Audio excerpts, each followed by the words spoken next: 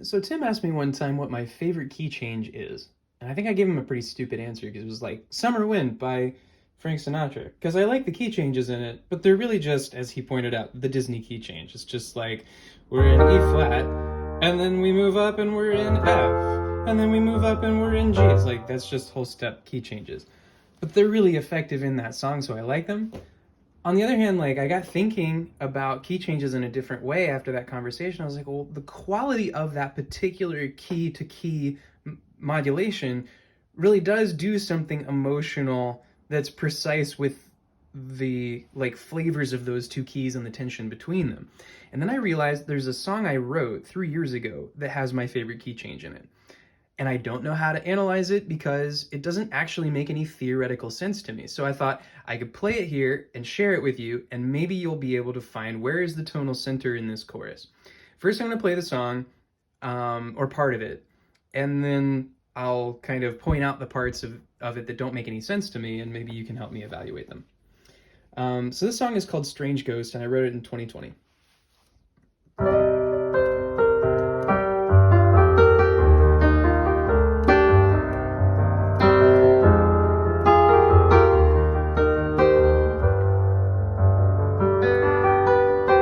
Can't believe I'm only making funny paper.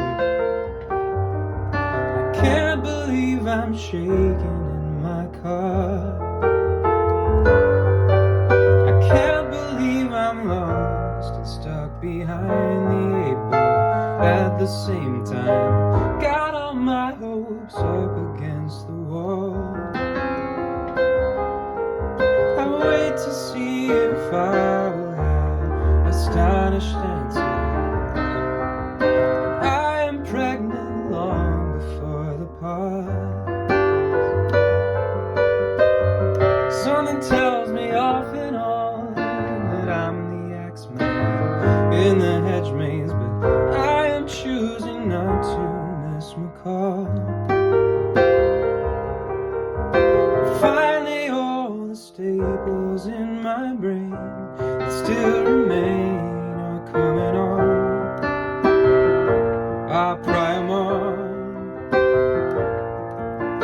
Finally, all the people that I know break the law of me on.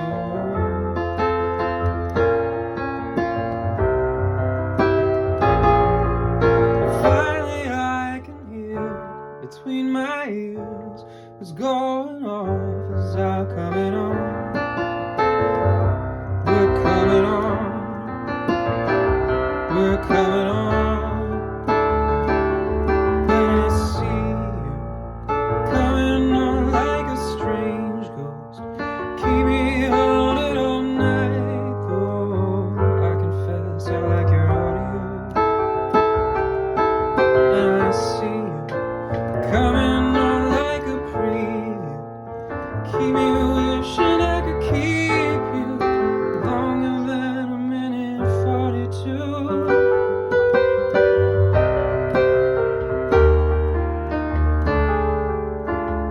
So I'm going to pause here. There's more to the song, but it kind of just repeats those forms I've already shown you.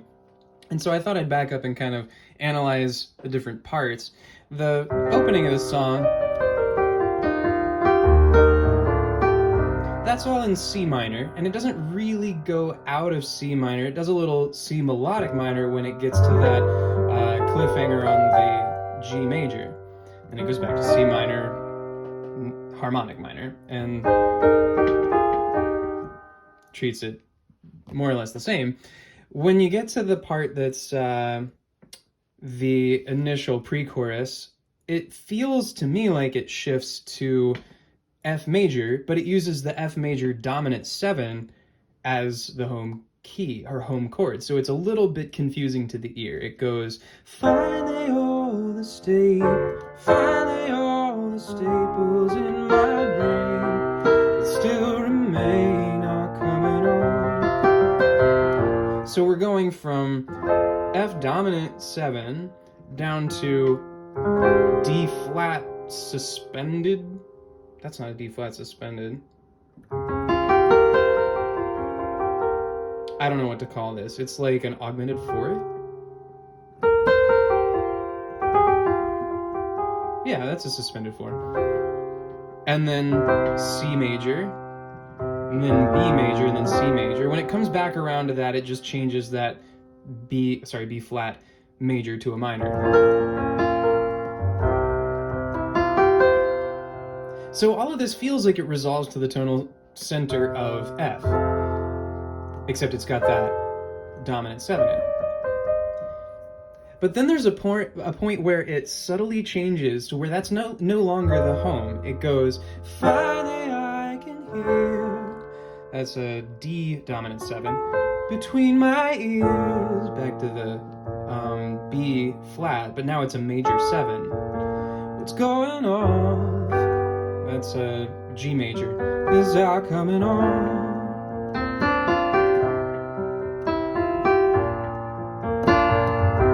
We're coming on. So right here, it sounds like I've just changed the tonal center to a G. So you would expect it to resolve here, but it doesn't resolve there. It goes back and makes the B flat, which is totally incongruous with the G major, makes the B flat 7 the home of this next part.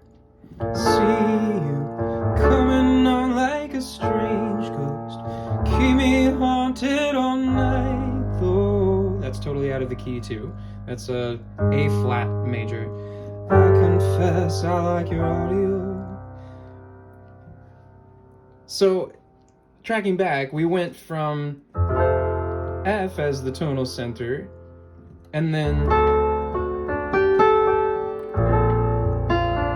so it's F as the tonal center, then we totally fucked that up with the D dominant 7, then B flat major 7, then G major,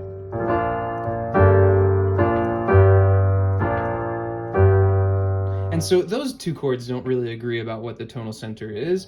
These two chords don't agree with what the tonal center is, and I'm kind of playing with major thirds and their minor roots. So that's not the precise way of putting it, but the major third of G is the B. So I flat the B and build a major chord on that. The major there is the D. Instead of flatting it, I just build a major there, but that augments the 5th on the B. So you can see that the relationships between these chords are all a bit incongruous. It's like you'd have to kind of slide between keys to make all these fit.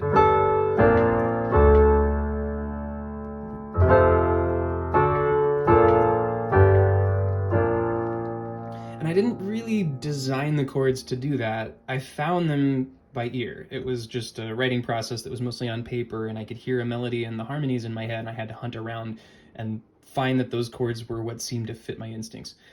And then it transitions through here. So, and then the weird ass part is coming on like a strange ghost, keep me haunted all night though. So that chord is completely out of the key. If we were arranging back and forth between a tonal center of either F or G, then this raises that a half step. And then we chromatically go back down to the G, but now it's the dominant, and we resolve that into a C major 7. So it's, keep me haunted all night, though I confess I like your audio. But then that's not resolved either, because it's going to sink back down into the B flat major 7. Coming on like a preview, keep me wishing I could keep you. So now we've gone to the A minor, and then climb up into that B flat 7 again. But then we're going to drop down into the G major, which is, again, not congruous with the B flat major 7. But now that we're here, it enables us to transition back into the verse form, because this is the dominant or the melodic minor dominant for C melodic minor.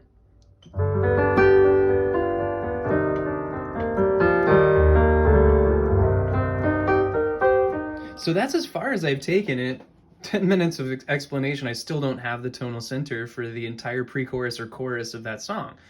I've always kind of wondered, like, how I would explain it to a band what we're harmonizing in. You would just have to look at the chord charts and know to keep changing keys.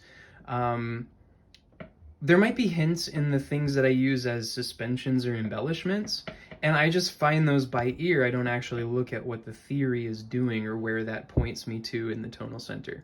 But if you have any clues for me on how this song works, I'd love to hear it. I think the simplest answer is best. Maybe the tonal center remains the F and we're just doing a lot of weird accidentals. But it feels to me like the gut of the song does shift from there. It's...